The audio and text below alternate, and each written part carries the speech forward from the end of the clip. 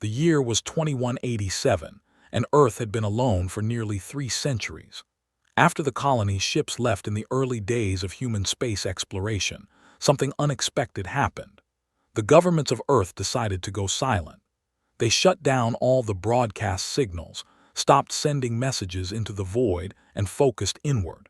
The decision came after the realization that advertising humanity's location might not be the wisest choice. Earth became a ghost in the galaxy, a whisper that faded into legend among the few colonies that managed to survive in distant star systems. During those 300 years of silence, humanity did not sleep. Earth transformed itself from a fractured collection of nations into a unified planetary government. Wars became memories taught in history classes. Resources were pooled. Technology advanced in directions the old world could never have imagined. The people of Earth built vast orbital platforms, developed weapons that bent physics to their will, and created a military doctrine based on one simple principle: never again would humanity be caught unprepared. Commander Jake Morrison stood on the observation deck of the orbital defense station Liberty, watching the stars with tired eyes. He was 42 years old, with gray already threading through his dark hair. 20 years in the Earth Defense Fleet had taught him patience, discipline, and the value of preparation. He never expected to use any of it in actual combat. The fleet was a deterrent, a promise, a symbol. Nobody actually believed the fight would come. The alert changed everything. It started as a ripple in the sensor network, far out past Neptune's orbit. 3 ships, configured in a pattern that spoke of military precision, appeared from faster than light travel. They were not human designs. The silhouettes were all wrong, too smooth, too organic. Within minutes, every defense station in the solar system went to alert status. Within an hour, Earth's government convened an emergency session. Within 3 hours, the unknown ship sent a message. The transmission was in perfect English, which should have been impossible. The voice was synthesized, emotionless, carrying the weight of bureaucratic authority across the void of space. It identified the vessels as scouts from the Galactic Coalition, an alliance of 417 species that governed the local spiral arm of the galaxy. They had found Earth by tracing the radiation signatures of the old colony ships, following a trail 300 years cold. They came with an official greeting and an official demand. Earth was to prepare for integration into the coalition. All military assets were to be cataloged and placed under coalition oversight. All technological developments were to be shared with the coalition science directorate. Earth's government would become a provincial administration answering to coalition governors. Resistance was not advisable. The coalition had managed galactic peace for over 2,000 years through strength, unity, and the unwavering application of compliance protocols. President Linda Hayes listened to the message 3 times before she spoke. She was a woman in her 60s, sharp-minded and uncompromising. She had built her career on negotiation and diplomacy, but she understood force when she saw it. The message was not a greeting. It was an ultimatum dressed in pleasant language. She called her military advisors first, then her science team, then the planetary council. The debate lasted 18 hours. Some argued for accommodation, for finding a path to coexistence within the coalition framework. Others wanted to fight immediately, to bloody the coalition's nose before they understood what they faced. Linda Hayes listened to all of them, then made her decision. Earth's response was simple and direct. Humanity appreciated the contact and looked forward to diplomatic relations. However, Earth would not be disarming, would not be submitting its technology for review, and would not be accepting governance from outside the solar system. Earth offered friendship, trade, and mutual respect between equals. Anything else was unacceptable. The coalition's reply came within an hour. It was colder, more formal. Earth had 24 hours to reconsider. After that, compliance protocols would be initiated. The message ended with a casualness that sent chills through everyone who heard it. The protocols had never failed in 2,000 years. Earth would be no different. Jake Morrison received his orders while the deadline still had 12 hours remaining. His squadron, the 7th Tactical Fighter Wing, was to deploy to the outer solar system and establish patrol patterns around the gas giants. The official purpose was reconnaissance. The real purpose was obvious to everyone involved. They were bait, the first line that would tell Earth whether the coalition was serious about its threats. The fighter he climbed into was called a Raptor, though it bore no resemblance to the ancient aircraft that inspired the name. It was a sleek craft, bristling with weapons that ranged from conventional missiles to experimental energy systems that Dr. Helen Grant's team had developed over the past decade. Jake had flown Raptors for 15 years. He knew every vibration, every quirk in the control systems, every way to squeeze an extra percentage point of thrust from the engines. He was going to need all of that knowledge. His wing consisted of 24 fighters, piloted by men and women who had trained for a war they never believed would come. Lieutenant Amy Chen flew on his right wing, a young pilot with reflexes faster than anyone Jake had ever seen. On his left was Captain Steve Palmer, a veteran who had taught half the squadron everything they knew about combat maneuvers. Behind them, 21 more pilots held formation, their fighters spreading across the black like a constellation of human defiance. They reached Neptune's orbit in 6 hours, their engines pushing the boundaries of safe operation. The coalition scout ships were waiting, but they were not alone anymore. A fleet had arrived during Earth's deliberations.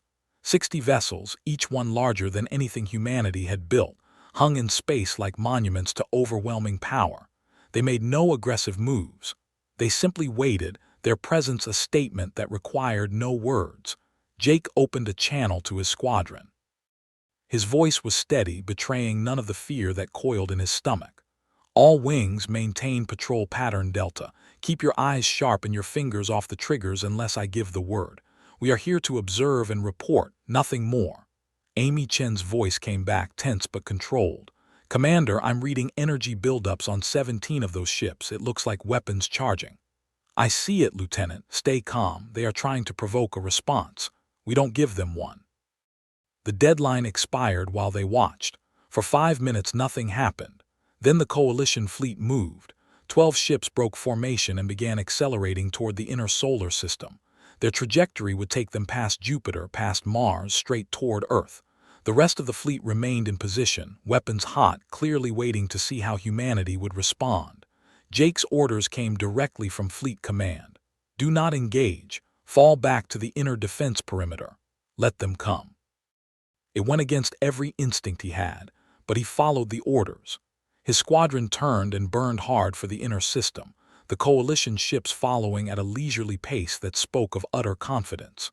The Battle of the Asteroid Belt began 3 days later. The coalition fleet had been expecting a simple transit through the belt, a minor navigation challenge on their way to demand Earth's surrender in person.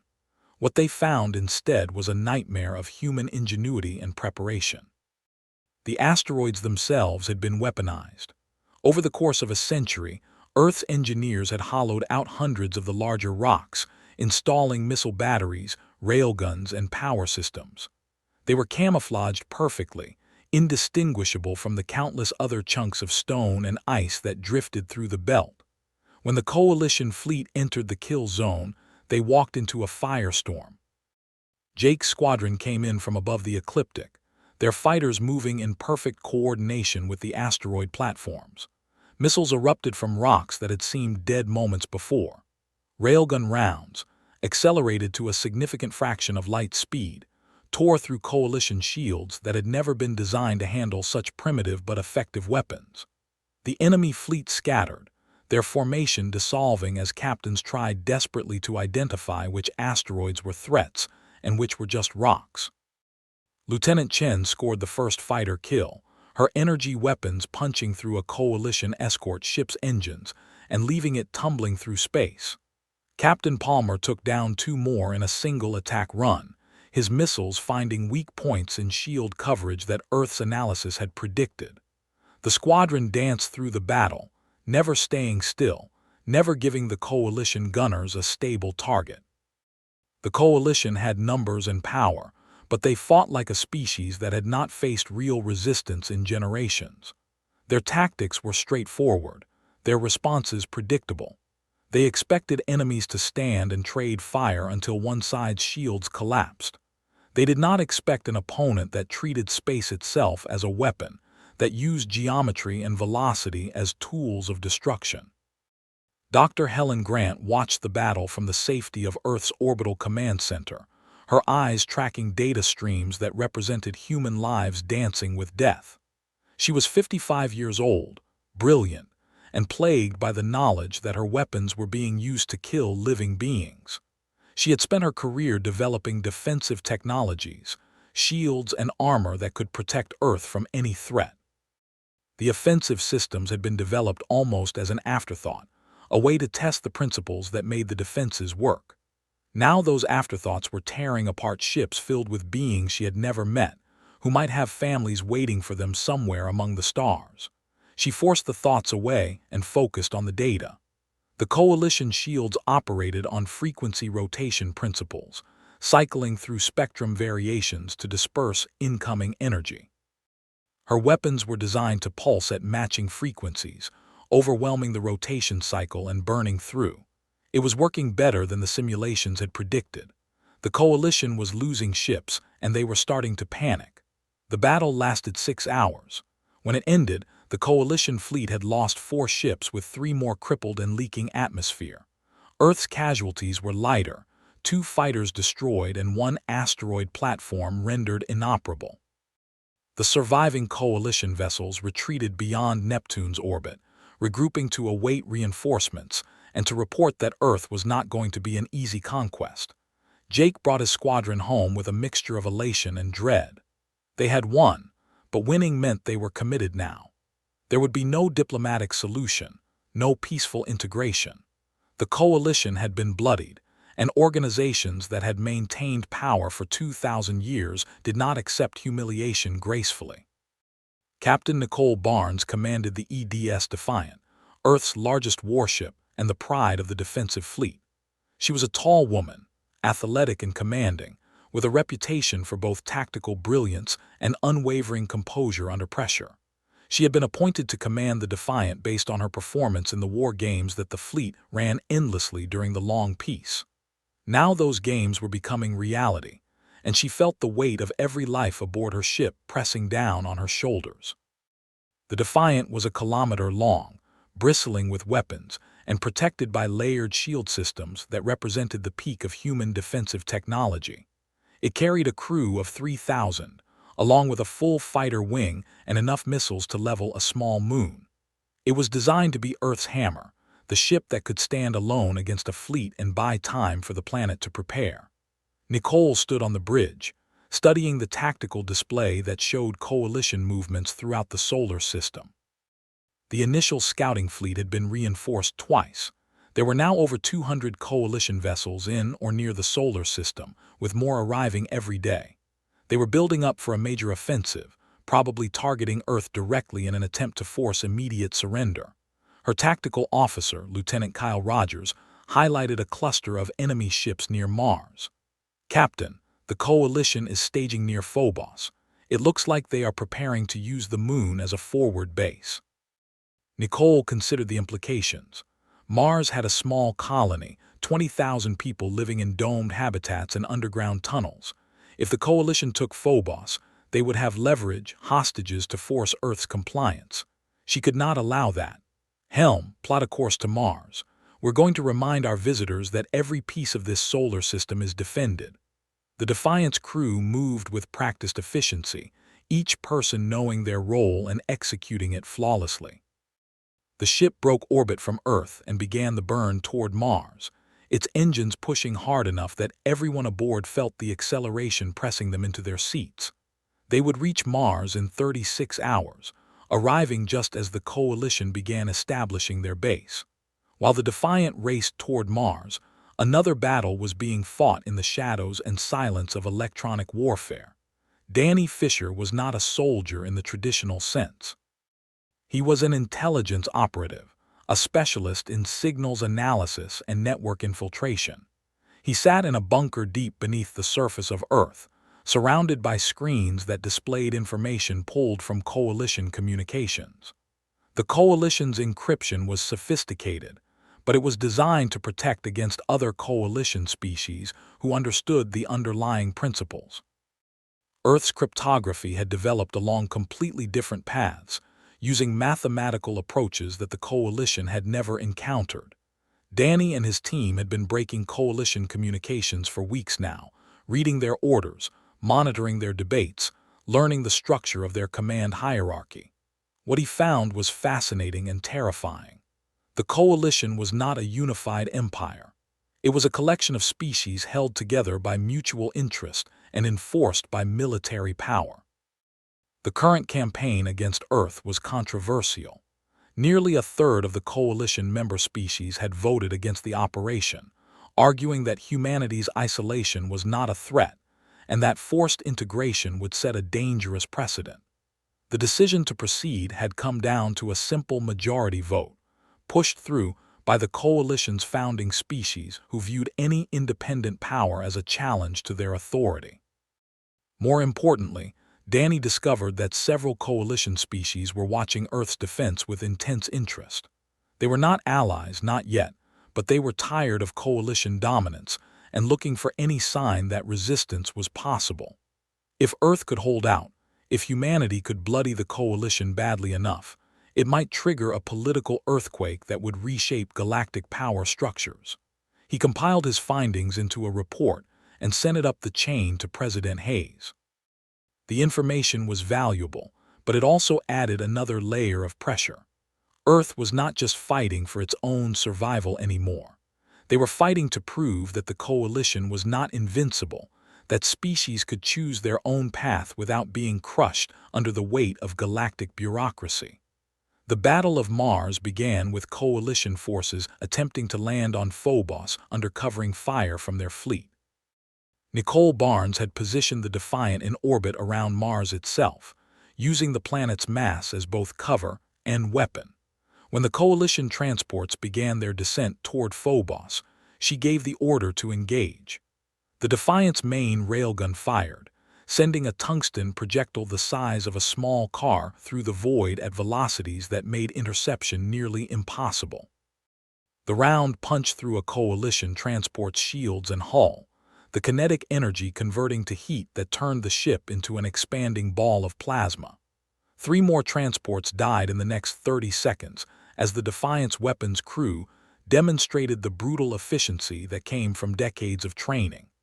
The coalition fleet responded with overwhelming firepower, dozens of ships converging on the Defiant's position and launching everything they had.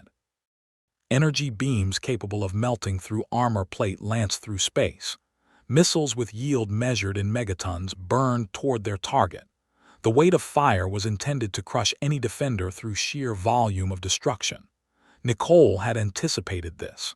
The Defiant's shields flared as they absorbed the incoming energy, layers of defensive fields cycling through frequencies to disperse the load. The ship's point defense network came alive, lasers and miniature railguns swatting missiles out of space before they could close to detonation range. Helen Grant's technology was being tested to its limits, and it was holding. But holding was not winning. The Defiant could survive the assault, but it could not destroy 200 ships. Nicole knew her mission was not to win a battle she could not win. It was to delay, to cost the coalition as much as possible, and to save the people on Mars. She opened a channel to the colony. "This is Captain Barnes of the EDS Defiant. Begin emergency evacuation procedures.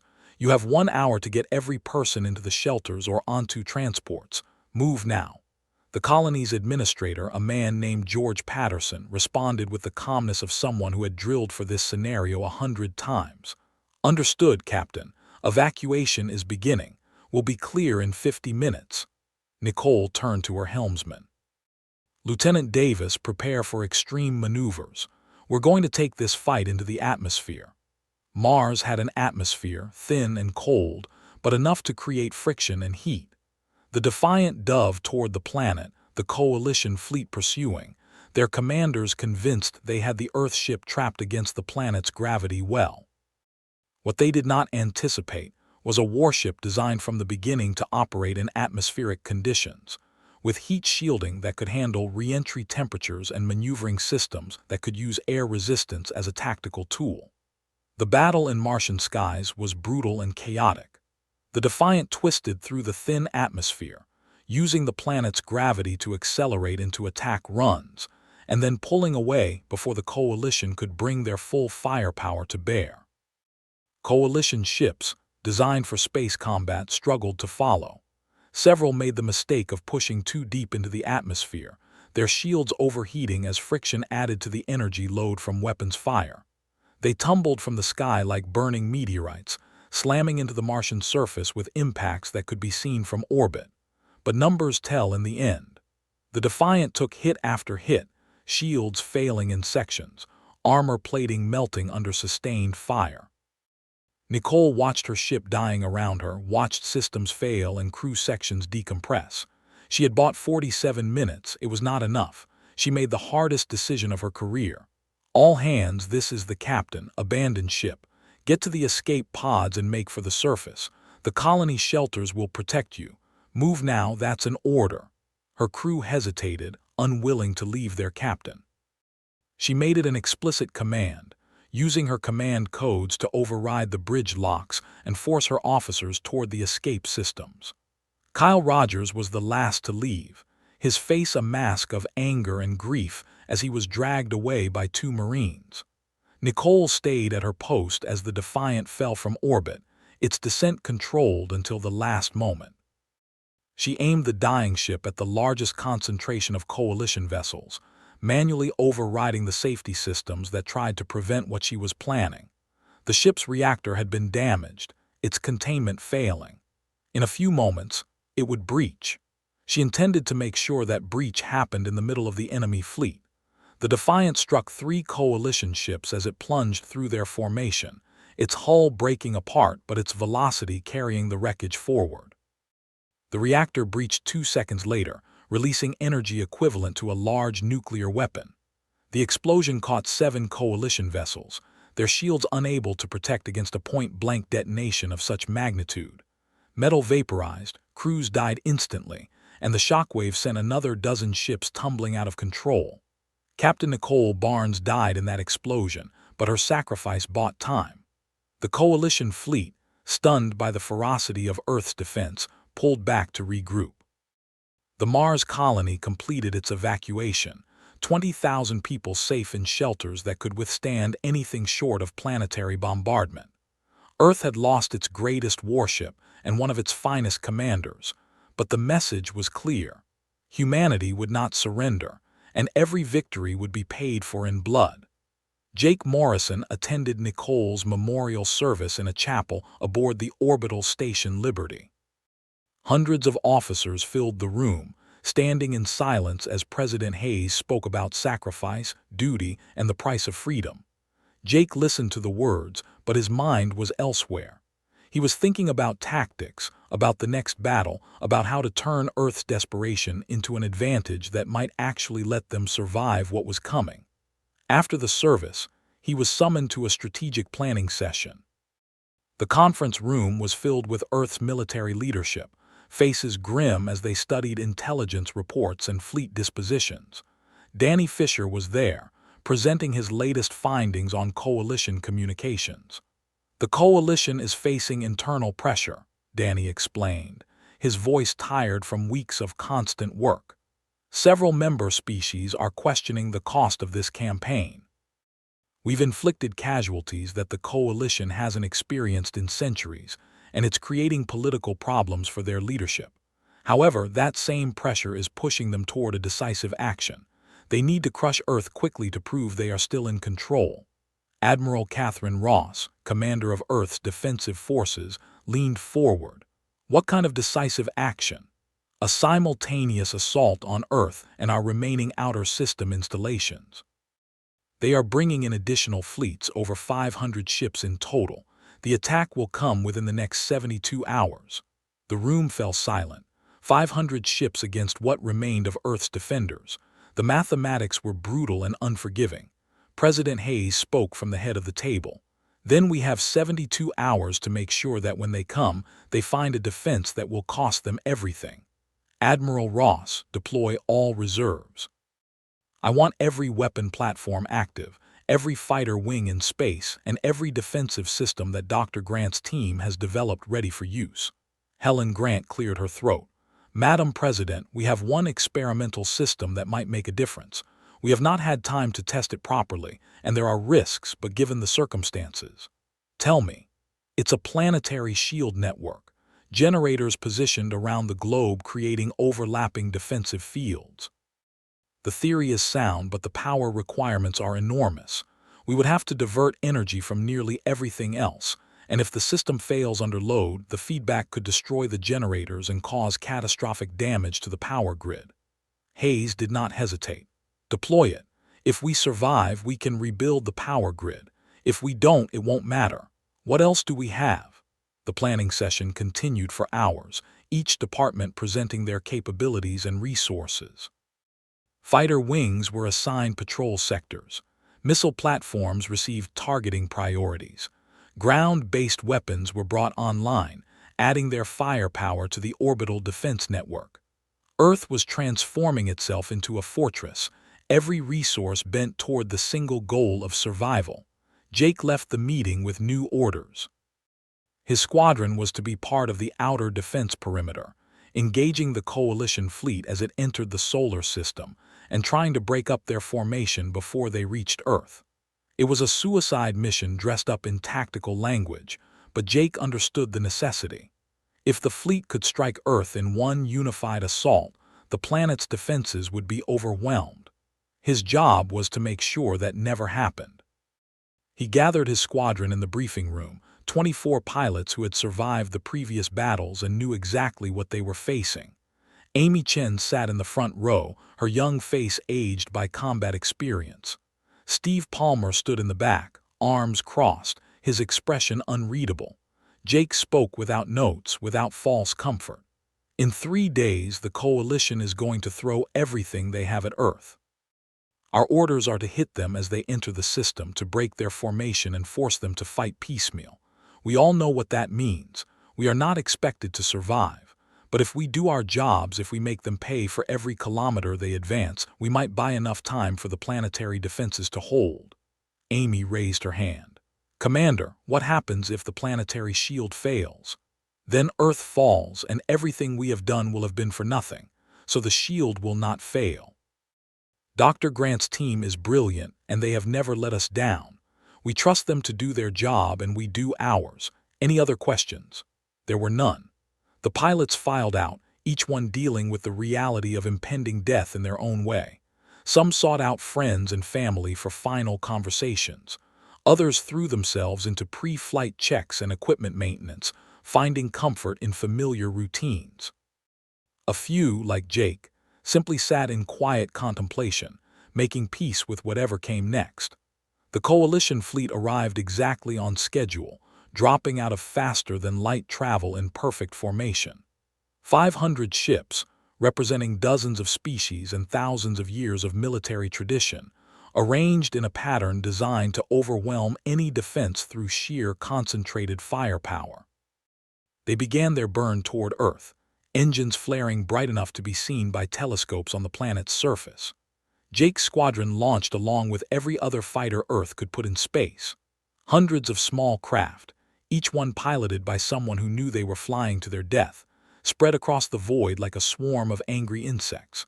Behind them came the capital ships, fewer and smaller than the coalition fleet, but crewed by men and women who had spent their entire lives preparing for this moment. The battle began at extreme range, missiles and energy weapons reaching across millions of kilometers of empty space. Jake led his squadron in a slashing attack against the coalition's forward elements, his fighters moving in perfect coordination to concentrate fire on single targets. The Raptors danced through defensive fire that turned space into a web of lethal energy, pilots pushing their skills to the absolute limit. Amy Chen's fighter took a direct hit 30 minutes into the battle. Jake watched her ship tumble away, life support failing, her voice cutting off mid-sentence. Steve Palmer lasted another hour before a missile got through his point defenses and vaporized his cockpit. One by one, the pilots Jake had trained with, flown with, and led into battle were torn from the sky. But they were taking coalition ships with them. Every attack run left another enemy vessel crippled or destroyed. Every missile salvo that got through the coalition's defenses cost them crews and capabilities.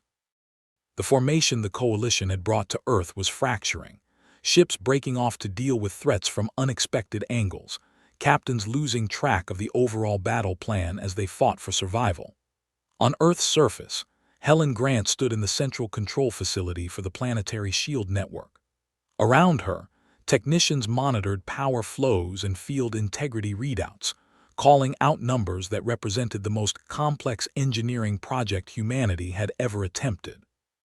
The generators were spread across all 7 continents, each one drawing power from fusion reactors and geothermal taps, feeding energy into a network that would either save Earth or destroy itself in catastrophic failure.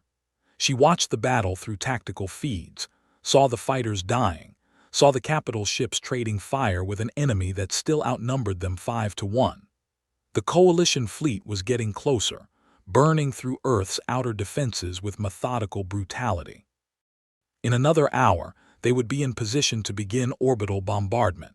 "Begin activation sequence," she ordered, her voice steady despite the fear that threatened to choke her. "Bring the shield online, all sectors simultaneously." The technicians worked their controls, following procedures they had rehearsed 1,000 times but never executed for real. Power began to flow, enormous quantities of energy channeled through systems that were being pushed far beyond their design parameters. Field generators hummed with forces that bent space itself, creating barriers that existed partially in dimensions humans could not perceive. The shield came online like a second atmosphere around Earth, invisible to the naked eye but blazing across every sensor in the solar system. It was the largest single example of human technology ever deployed, a statement that Earth would defend itself with every tool science could provide. The coalition fleet's bombardment began seconds later. Energy weapons designed to crack continents struck the shield and dispersed, their energy spread across the entire field network. Kinetic projectiles that should have punched through to the surface impacted the barrier and stopped, their velocity bleeding away as the shield converted kinetic energy to heat and radiated it safely into space. Nuclear warheads detonated against the field, creating brief flowers of fusion fire that faded without touching the planet below. Helen watched the readouts climb toward critical levels. The shield was holding, but barely. The heat generated by absorbing the coalition's fire had to be dissipated, and the cooling systems were struggling to keep pace. If the bombardment continued at this intensity for more than a few hours, the generators would overload and the whole network would collapse. In orbit above Earth, Jake Morrison fought the last battle of his career. His squadron was down to 6 fighters, and he could feel his Raptor falling apart around him. Systems were failing, armor was breached in a dozen places, and his fuel was nearly exhausted. But the coalition fleet was hurt, badly hurt, and starting to show signs of breaking. He targeted a coalition cruiser that was pouring fire into the planetary shield and launched his last missiles. They struck home, punching through weakened shields and detonating inside the ship's hull. The cruiser broke apart, its reactor going critical and adding its energy to the maelstrom of destruction filling near-Earth space. Jake's threat receiver screamed a warning. A coalition destroyer had locked onto his fighter, weapons charging for a killing shot. He tried to evade, but his Raptor was too damaged, too slow. This was it, the end he had known was coming. He keyed his radio one last time. "All Earth forces, this is Morrison, keep fighting. Make them." The weapon strike never came. Instead, the coalition destroyer simply stopped firing. Jake blinked in confusion, checking his sensors. Across the battlefield, coalition ships were breaking off their attacks, pulling back, their weapons going silent. Something had changed. Danny Fisher's voice came through on the fleet-wide channel, tense with excitement. "All units, we are seeing a coalition-wide stand-down order. Multiple member species have withdrawn from the campaign, and the coalition command structure is experiencing what looks like a political coup. The offensive is over. Repeat, the coalition is standing down." Jake felt his hands shaking on the controls, adrenaline and relief flooding through him in equal measure. He looked at his tactical display, at the hundreds of ships that were turning away from Earth, at the planet below still wrapped in its protective shield. They had done it. Against every reasonable prediction, against overwhelming odds, humanity had survived. The aftermath of the battle played out over the following weeks. The coalition, facing internal rebellion from species that refused to continue supporting a campaign that had cost them so dearly, formally ended hostilities with Earth.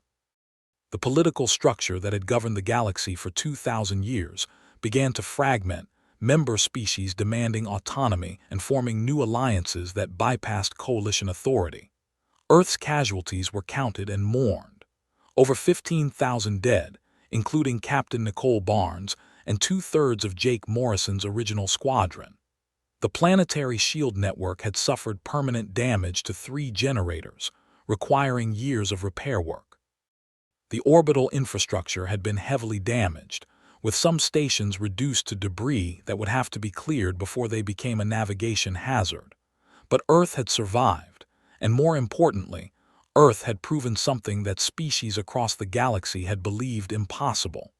The coalition could be resisted. Military might, when combined with tactical innovation and absolute determination, could overcome numerical superiority. The myth of invincibility had been shattered, and the galactic political order would never be the same. Jake Morrison stood in the cemetery where Nicole Barnes had been laid to rest, along with thousands of others who died defending humanity's home. He wore his dress uniform, the medals on his chest representing battles he wished had never been fought. President Hayes stood beside him, her face lined with exhaustion and grief.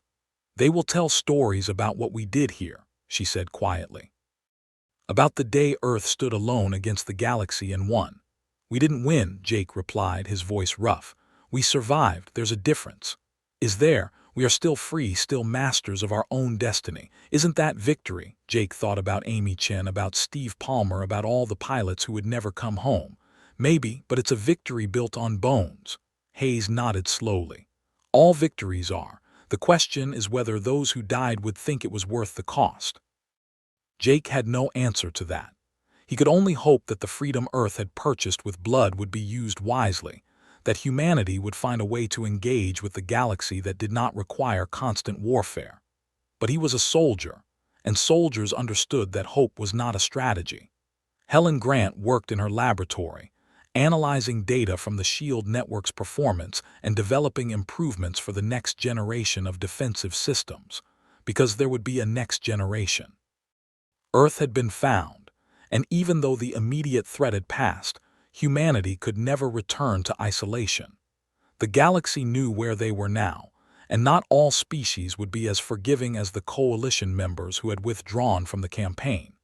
She received visitors regularly, representatives from species that wanted to establish diplomatic relations with Earth on terms of equality rather than subjugation. Some came seeking technology, others offering alliances, all of them acknowledging that humanity had earned its place as an independent power. Helen met with them politely but cautiously, always aware that trust had to be built slowly and tested carefully. Danny Fisher continued his work in intelligence, monitoring the evolving situation across the galaxy. What he saw both encouraged and worried him. The coalition was fragmenting, but the power vacuum was creating instability. New alliances formed and dissolved. Old grievances resurfaced. Species that had been suppressed under coalition rule were now free to pursue their own interests, and some of those interests involved settling scores with neighbors. Earth was well positioned to navigate the new order, but it required constant vigilance and diplomatic skill. President Hayes assembled a team of negotiators and sent them to make contact with emerging power blocs, offering trade agreements and mutual defense pacts. Humanity had fought for independence, but they understood that true security came from having allies who shared common interests. Jake Morrison received promotion to Admiral in command of Earth's rebuilt defensive fleet. It was an honor he accepted with mixed feelings. He had entered the service as a young man looking for purpose and found himself shaped by war into something harder, colder. The promotion meant he would spend less time in a cockpit and more time making the strategic decisions that determined who lived and who died. His first act as admiral was to establish a new training program for pilots, one based on the lessons learned during Earth's desperate defense. The old doctrines, developed during centuries of peace, had proven inadequate. The new generation would be taught to think creatively, to use every advantage no matter how unconventional, and to never underestimate an enemy's willingness to fight. He also pushed for expansion of the fleet, arguing that Earth needed the capability to project power beyond the solar system. The defensive strategy had worked, but it left humanity reactive, always waiting for threats to come to them. Jake wanted the option to take the fight to enemies before they reached Earth, to establish defensive perimeters in neighboring star systems, and to show potential adversaries that attacking humanity carried unacceptable risks. The expansion met resistance from some quarters. Earth's economy was still recovering from the war, and the resources required for a massive military buildup were substantial. But President Hayes understood the logic.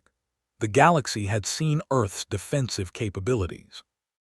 Now they needed to see that humanity could strike back, that any victory against Earth would be Pyrrhic at best. Construction began on new shipyards in orbit around Mars and in the asteroid belt. The shipyards would produce warships incorporating lessons learned from combat, vessels designed not just to survive, but to dominate in battle. Helen Grant's team developed new weapon systems, pushing the boundaries of physics in search of advantages that might mean the difference between victory and defeat in future conflicts.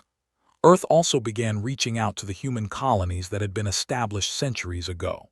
During the long isolation, these settlements had developed independently, some thriving and others barely surviving. They were human, but they had their own cultures, their own governments, and their own relationships with alien species. Reuniting the scattered branches of humanity became a priority, though it proved diplomatically complex. Some colonies welcomed the contact, others viewed Earth's sudden interest with suspicion. One colony in particular caught Earth's attention. New Horizon had been established on a world orbiting a yellow star 40 light-years from Sol. The settlers had not only survived but prospered, developing advanced biotechnology and establishing peaceful relations with several alien species in their region. They had faced their own challenges during Earth's isolation, including conflicts with aggressive neighbors that forced them to develop military capabilities. When Earth's diplomatic mission arrived at New Horizon, they found a human society that had taken a different path but arrived at similar conclusions. Independence required strength. Peace required the willingness to fight for it. The two human governments established formal relations, sharing technology and intelligence, creating the foundation for a broader human alliance that could span multiple star systems. The first anniversary of the Battle of Earth was marked with ceremonies across the planet. Memorial services honored the dead. Parades celebrated the victory. Politicians gave speeches about humanity's resilience and determination. But for those who had actually fought, the anniversary was more personal, more subdued. They gathered in small groups, sharing memories of friends who were gone, drinking to absent companions, and quietly acknowledging that they had been changed by experiences that civilians could never truly understand. Jake attended a gathering of surviving pilots from his original squadron. Only 8 remained alive, out of the 24 who had flown into battle. They met in a bar near the spaceport, choosing a table in the back where they could talk without being overheard. The conversation was sparse, filled with long silences that spoke louder than words. Lieutenant Amy Chen had survived her fighter's destruction and returned to active duty. She carried scars, both physical and psychological, but she still flew with the same aggressive skill that had made her one of the best pilots in the fleet. She raised her glass in a toast. To those who didn't make it back, we remember. We remember, the others echoed, drinking in silence. One of the younger pilots, a man named Kevin Ross who had joined the squadron just before the battle, spoke hesitantly. "Do you think it was worth it? All the people we lost, everything we went through?" Jake considered the question carefully. "I think the people we lost believed it was worth it. They died fighting for something they considered more important than their own lives. Whether we honor that sacrifice or cheapen it depends on what we do with the freedom they bought us. That's on all of us now. The conversation moved to other topics, to missions they had flown together, to training exercises that seemed impossibly distant now, to plans for the future. Eventually, the group broke up, pilots heading back to their ships or their families, each one carrying the weight of survival and the memory of those who were not so fortunate. Helen Grant published her findings on the Planetary Shield Network, sharing the technology with Earth's new allies, and even with some former coalition species that had opened diplomatic channels. The decision was controversial. Some argued that Earth should keep its most powerful defensive technology secret, maintaining an advantage that might prove crucial in future conflicts. But Helen believed that spreading the technology would create a more stable galaxy, where species could defend themselves without needing to submit to larger powers. Her argument prevailed, and within a year, shield networks based on Earth's designs were under construction on a dozen worlds. The technology was adapted and improved, each species adding their own innovations, creating a cross-pollination of scientific knowledge that benefited everyone involved. Helen found herself at the center of a network of scientists and engineers from across the galaxy, all working toward the common goal of making defensive technology so effective that aggressive warfare became pointless. It was idealistic, perhaps naively so, but it was better than the alternative of endless conflict. And in the aftermath of Earth's near destruction, idealism seemed like a reasonable response to the brutality they had survived. Danny Fisher's intelligence network expanded to cover a significant portion of the local spiral arm. Earth needed to know what was happening in the galaxy, who was forming alliances with whom, where conflicts were brewing, and which species might pose future threats. The work was constant and demanding, requiring analysts who could make sense of incomplete information and predict behavior across dozens of alien cultures. But the intelligence network also served a diplomatic function. By sharing information with allied species, Earth built trust and demonstrated its value as a partner. Danny found himself coordinating with intelligence services from half a dozen other governments, creating informal communication channels that sometimes proved more effective than official diplomatic relations. He also continued monitoring what remained of the coalition. The organization had not dissolved completely, but it had transformed into something very different. The founding species still maintained significant influence, but they no longer held unquestioned authority. Decision-making had become more democratic, with member species having real power to refuse military campaigns or economic policies they disagreed with. The coalition that had attacked Earth no longer existed, replaced by a looser confederation that focused more on trade and mutual defense than on enforcing conformity. President Hayes won re-election by an overwhelming margin, running on a platform of continued military strength combined with diplomatic engagement. She appointed a diverse cabinet that included both military leaders like Jake Morrison and scientists like Helen Grant, ensuring that Earth's policy balanced security concerns with the need for technological progress and peaceful relations. In her second inaugural address, she spoke about the path forward for humanity. "We have proven that we can fight when we must. Now we must prove that we can build when we have the chance. Earth stands as an independent power in a galaxy that is learning to respect strength and value cooperation. We will maintain our defenses, because the peace we enjoy was purchased with blood, and we will not dishonor that sacrifice by becoming vulnerable again. But we will also extend our hand in friendship to those who approach us with honest intentions. We will trade, we will share knowledge, and we will work toward a future where conflicts are resolved through negotiation rather than warfare." The speech was well received both on Earth and across the galaxy.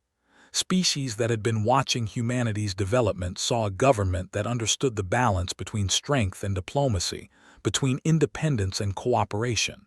Trade agreements multiplied. Cultural exchanges began.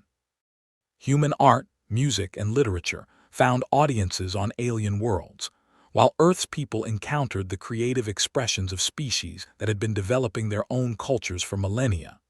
Jake Morrison oversaw the expansion of Earth's military with careful attention to both capability and cost.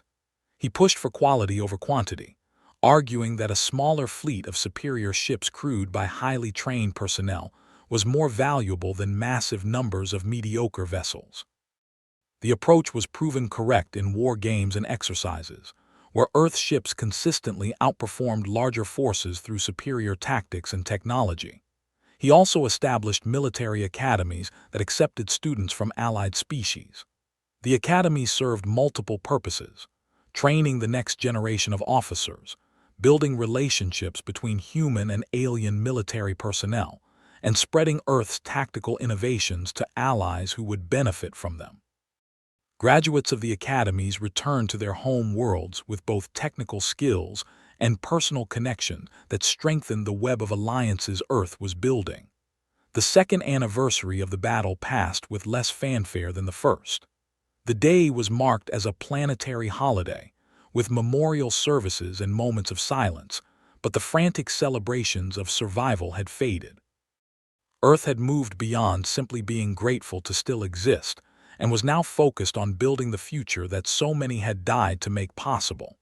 Jake spent the day visiting schools, speaking to children about service and sacrifice without glorifying war. He wanted them to understand that freedom had a price, that the peace they enjoyed was maintained by people willing to stand between Earth and danger. But he also wanted them to know that war was a failure, a last resort when all other options had been exhausted. The best victory was the conflict that never happened because potential enemies understood the cost would exceed any possible gain. Helen Grant continued her research, pushing into areas of physics that bordered on the theoretical. She believed that the next great breakthrough in defensive technology would come from understanding higher dimensions and learning to manipulate space-time directly. If humanity could create shields that existed partially outside normal space, they would be virtually impenetrable. The mathematics were daunting, and the engineering challenges seemed insurmountable, but she had thought the same about the planetary shield network before they built it. She assembled a team of the brightest scientists Earth had to offer, along with alien researchers from species that had expertise in relevant fields. The collaboration was sometimes frustrating, as different species approached problems from fundamentally different perspectives, but it was also productive in ways that single-species research could never be. Breakthroughs came from unexpected directions, as insights from one field of study illuminated previously opaque problems in another. Danny Fisher uncovered evidence of a new threat emerging in a distant region of the galaxy. A species called the Vok were expanding aggressively, conquering neighboring systems and incorporating the defeated populations into a rigid hierarchical structure. They had not yet come into contact with Earth or its allies, but their expansion trajectory would eventually bring them into the region humanity was beginning to think of as its sphere of influence. He presented his findings to President Hayes and the Security Council, recommending that Earth begin preparing for possible conflict while simultaneously attempting diplomatic contact with the Vok. The Council debated the appropriate response, eventually agreeing to send a diplomatic mission protected by a small military escort. The mission would offer trade and peaceful relations while making clear that Earth and its allies would resist any attempt at conquest. The diplomatic mission departed 6 months later, commanded by Ambassador Richard Cole, a career diplomat with experience negotiating with dozens of alien species. His military escort consisted of 3 warships, enough to defend against most threats but not so large as to appear aggressive. Jake Morrison briefed the escort commanders personally, emphasizing that their primary mission was to protect the ambassador, but their secondary mission was to gather intelligence on Vok military capabilities. Earth had learned from its first contact with the coalition. This time, humanity would approach potential rivals with strength, dignity, and a clear understanding of its own interests. The era of isolation was over, but Earth would engage with the galaxy on its own terms, never again allowing others to dictate how humanity would be governed or where it could expand. 5 years after the battle, Earth had transformed itself from an isolated world desperately defending against annihilation into a recognized power with allies across multiple sectors. The transformation was not complete, and challenges remained.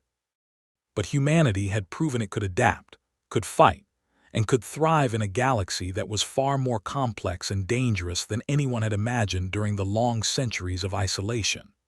Jake Morrison, now Admiral Morrison and commander of all Earth defensive forces, stood on the observation deck of the new flagship Liberty, watching construction crews putting the finishing touches on the ship that would serve as the mobile headquarters for Earth's fleet. The Liberty was larger than any warship humanity had built before, incorporating every lesson learned from the war and every innovation developed since. He thought about the path that had brought him here, from a young pilot looking for purpose to a leader responsible for Earth's survival.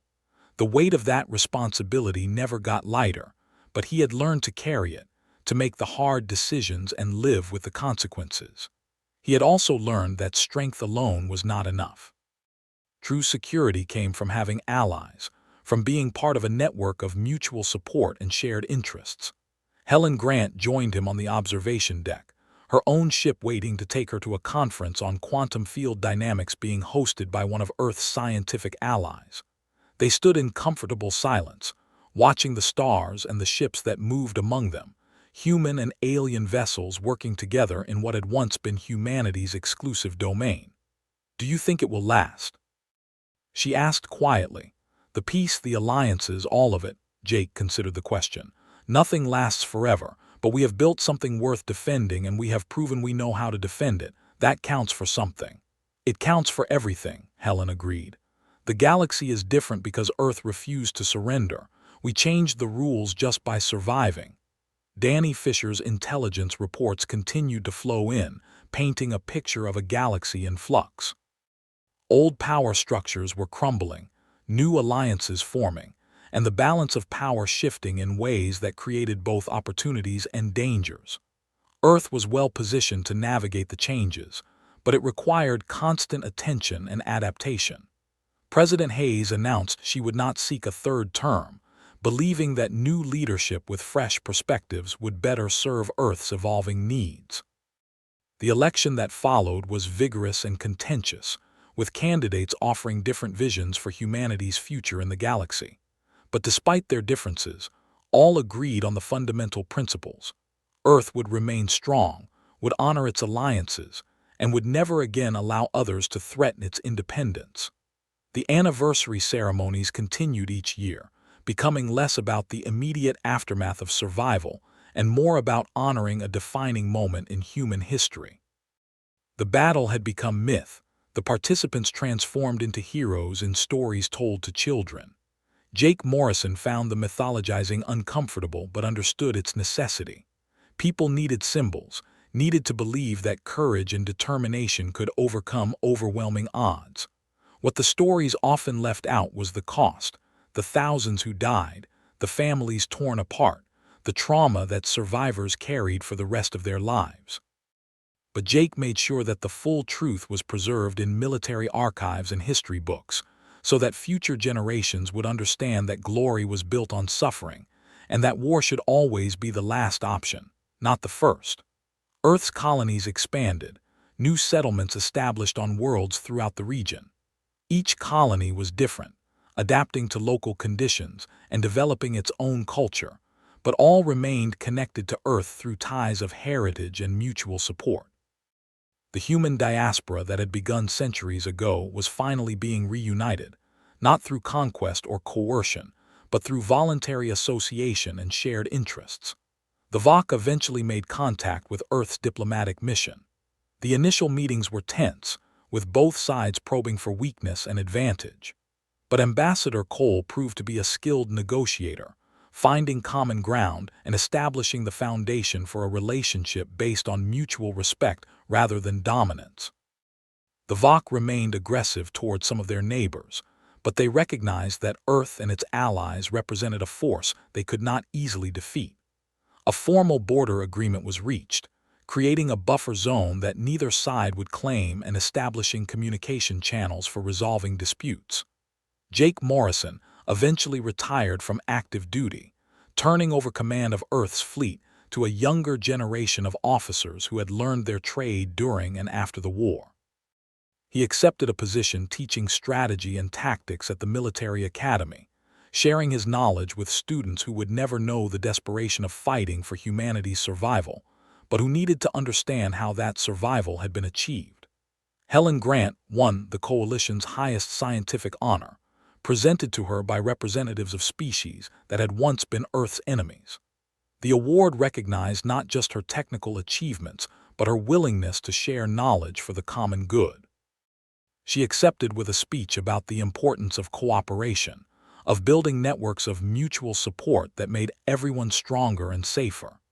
Danny Fisher continued his work in the shadows, building an intelligence network that provided Earth with the information needed to navigate galactic politics.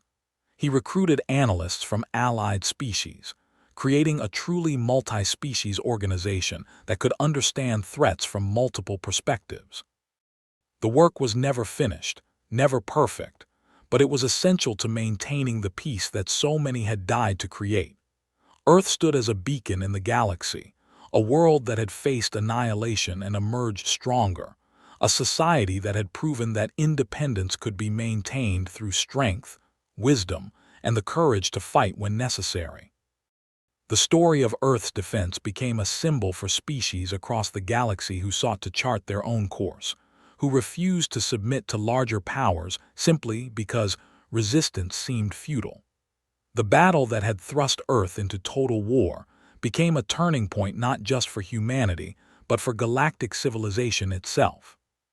The old order of unquestioned coalition dominance had ended, replaced by a more complex system where power was distributed more broadly and species had real choices about their own governance. It was messier, more chaotic and full of conflicts and challenges. But it was also more just, more dynamic and more representative of the galaxy's incredible diversity. Years passed, and the generation that fought the battle aged and eventually passed into history. But the institutions they built, the alliances they forged, and the principles they defended endured. Earth remained free, humanity remained united, and the galaxy remained a place where courage and determination could still change the course of history. The stars that humanity had once feared to reveal itself to became pathways to new friendships, new knowledge, and new possibilities. Earth had been found, had been thrust into total war, and had emerged victorious not through military might alone, but through the combination of strength, innovation, and an unwavering commitment to freedom that defined humanity at its best. The legacy of those desperate days when Earth stood alone against the galaxy lived on in every ship that flew under human colors, in every alliance that bound species together in mutual defense, and in every generation that learned the lessons of courage, sacrifice, and the eternal price of freedom. Earth had survived, and in surviving, had helped create a galaxy where survival was not enough. Humanity had fought for something greater, the right to determine its own destiny among the stars.